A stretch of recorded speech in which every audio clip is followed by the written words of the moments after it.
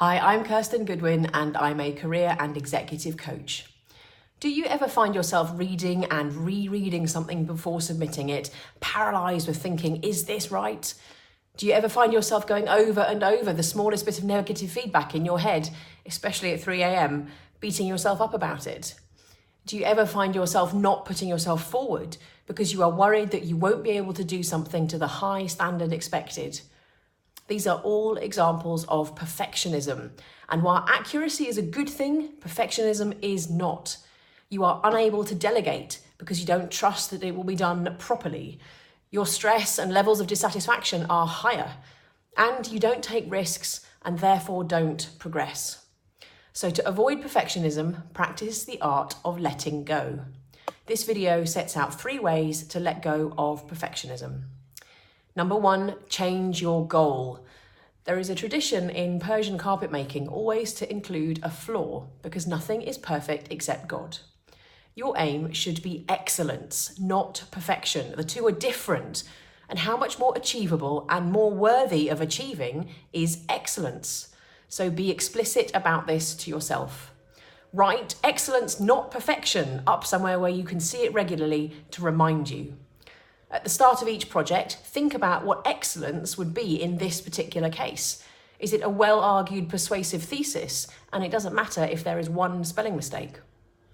Define where your boundary of excellence is by experimenting. Submit something even before you think it's ready to see what feedback you get. Have you reached excellence already? And get out of your comfort zone by trying something new. Perfectionism stops you taking risks, so enjoy the goal of building a new capacity of excellence, not perfection in a new, different area. You will learn how rewarding life can be when you move past the block of perfectionism. Number 2, change your language. Language is so powerful. Words like perfect, should, must, and ought to are often used as sticks to beat yourself up with. I call it the tyrannical should. I once did some Gestalt, which is experiential therapy, about this, and was asked to hold a series of really heavy floor cushions in my outstretched arms, one for each should I could think of. And I was then asked how it felt to be weighing myself down with so many expectations. And guess what? It wasn't pleasant. And the key point? I was doing it to myself.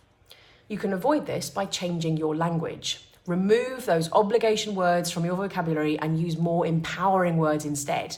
I can, I choose, I will, I want. Don't talk about anything being perfect, even in a throwaway comment.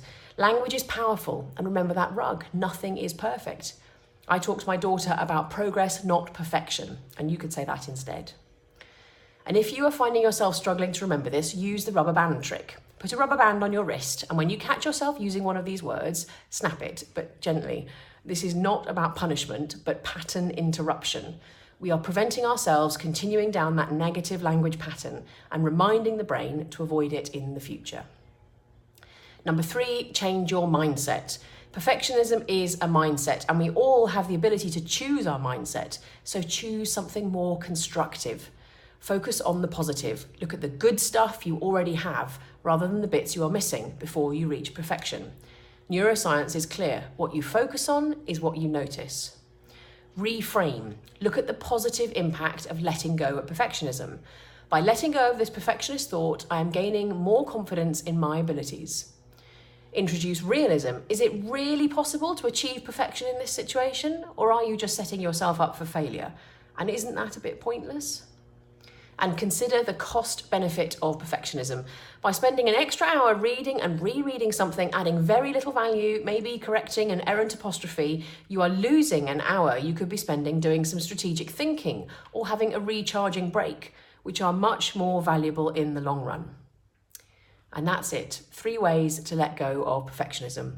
Good luck, and see you in another video.